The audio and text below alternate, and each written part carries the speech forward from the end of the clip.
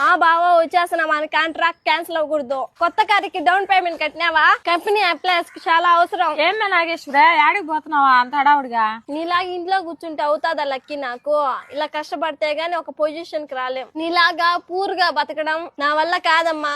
అయినా మీ హస్బెండ్ తెచ్చే సంపాదన మీ ఇంట్లో కన్నా సరిపోతుంది. నేనేం బాగానే బతుకుతున్నాను లేవే, ఎందుకు అటు తీసేసి మాట్లాడుతున్నావా? ఏం బతుకుతున్నావు బోవే? నా ఒక్క రోజు మేకప్ ఖర్చులకు చాలదు మీ నెలంతా సంపాదించే డబ్బులు. అమ్మా మీరుండే వాళ్ళే, మీరు కోట్లు కాస్తి పరులే, మాకు లేనోళ్ళము, మమ్మల్ని అంత తీసేసి మాట్లాడబలేదులే.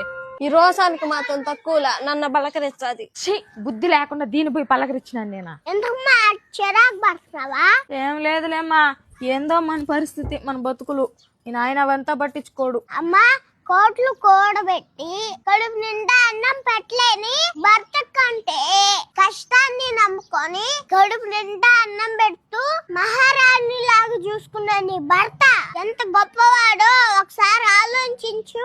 అమ్మా నాగేశ్వర అక్కలకి ఎంత డబ్బున్నా ఒక రోజన్నా మొగుడుతో ఆనందంగా తినిందే ఇప్పటి వరకు చూడలేను నేను. అవునరా అన్నయ్య? అమ్మా చెప్పమా, ఏది మంచి బతుక? నీ నాన్న చూసుకునే విషయంలో, ప్రేమించే విధానంలో నాకన్నా కోటీశ్వరులు ఎవరు ఉండరులే అమ్మా, అది నాకు తెలుసు.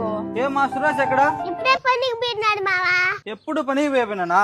నాతో కూడా సినిమాకి వస్తున్నాడా? ఆ సినిమాకి మమ్మల్ని కూడా తీసుకోపోతా అన్నాడు మావా. డబ్బులు కావాలి కదా, అందుకని పనికి పోయినాడు. నేను ఇస్తానని చెప్పాను కదా వాడికి. ఇలాంటి మంచి ఫ్రెండ్ ఉండడం మా నాన్న అదృష్టం మావా. ఎప్పుడు నిన్ను యా డబ్బులు అడిగేదాన్ని పనికి పోయినాడు. ఏందో ఓడు ఓడు జాదస్తాం. మీ డాడీ మంచోడే అమ్మా, నా మొగుడు మంచోడు. పదండి పదండి, టైం అవుతుంది, స్కూల్ కి రెడీ అవుతారు పదండి. ఇంకొకసారి ఏందో ఈ మొగుడను మీ నాయన ఏమనలేమే తెల్ల, నా మొగుడు మంచోడు నాకు తెలుసు కానీ పద. Super sir.